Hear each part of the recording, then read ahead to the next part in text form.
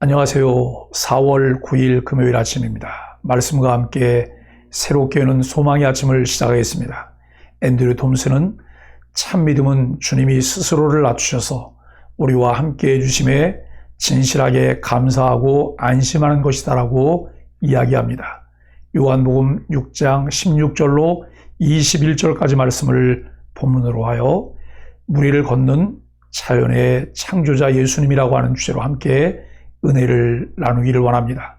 예수님께서 행하신 이적들을 보고 사람들이 그야말로 구름대와 같이 몰려들었으나 예수님은 산으로 홀로 가십니다. 수많은 사람들은 예수님을 따르며 그에게서 자신들이 기대하는 것을 충족할 수 있으리라는 기대감을 갖게 됩니다. 그러나 그때마다 예수님은 그들과 거리두기를 하십니다. 우리들이 갖고 있는 기대와 예수님께서 이루시려는 일들 사이에 간격이 있음을 보아야 합니다. 오늘날 예수 믿고 교회를 다니는 것이 나의 필요와 욕구를 충족하기 위한 것, 내 필요를 실현하기 위한 것은 아닌지 자세히 보아야 합니다. 인기가 높아질 때마다 예수님은 제자 중 일부를 데리고 산으로 가시든지 아니면 홀로 따로 산으로 가셨습니다. 두 가지의 의도를 가지고 산으로 가십니다. 사람들의 욕구가 아닌 아버지의 뜻을 실현하려는 계획과 아버지와 친밀한 교제를 위해 홀로 시간을 가지셨습니다. 오병이어 사건 후에도 그 놀라운 이적을 본 사람들은 예수님을 임금 삼으려 합니다.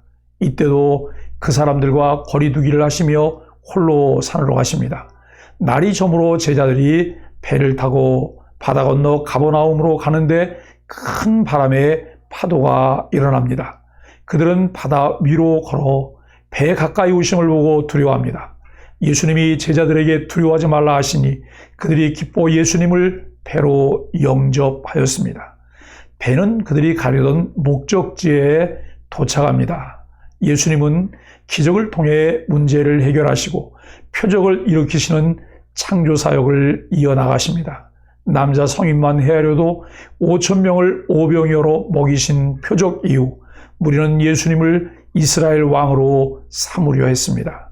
이에 예수님은 그들을 피해 혼자 산으로 가셨습니다. 날이 저물자 제자들은 사역의 본거지인 가버나움으로 가기 위해 배에 올랐습니다. 그때 산이 있는 북쪽에서 강한 바람이 불어 갈릴리 바다에 큰 파도가 일었습니다. 제자들은 오병이어 이적 때 그랬듯 자연의 힘 앞에서도 믿음 없는 모습을 보입니다. 이는 예수님 없이 오늘을 살아가는 그리스도인들의 모습과 유사합니다.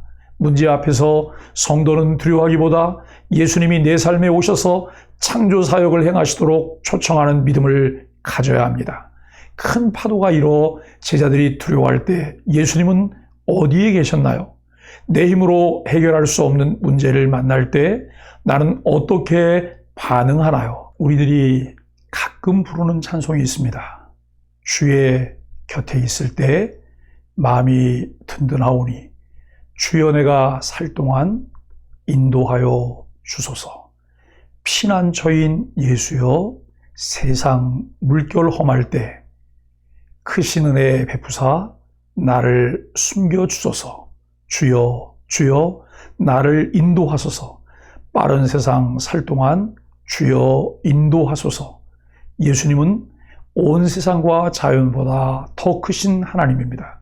지금까지 예수님은 사람이 해결할 수 없는 문제와 나쁜 조건을 기적으로 바꾸시는 창조사역을 행하셨습니다. 이제 예수님은 자신이 자연의 창조자요 주인임을 드러내십니다. 예수님은 큰 풍랑으로 위기에 처한 제자들을 향해 무리로 걸어오셔서 두려워하지 말라고 말씀하십니다. 안심한 제자들은 기쁨으로 주님을 영접합니다.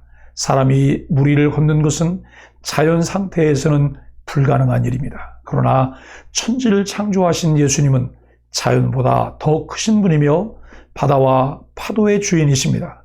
인생의 풍랑이 닥쳐도 두려워하지 않을 것은 자연의 주관자 예수님이 우리와 함께 하시기 때문입니다. 예수님이 바다 위를 걸어오셨을 때 제자들은 어떤 반응을 보였나요? 나를 두렵게 하는 일은 무엇이며 그것을 어떻게 극복할 수 있을까요?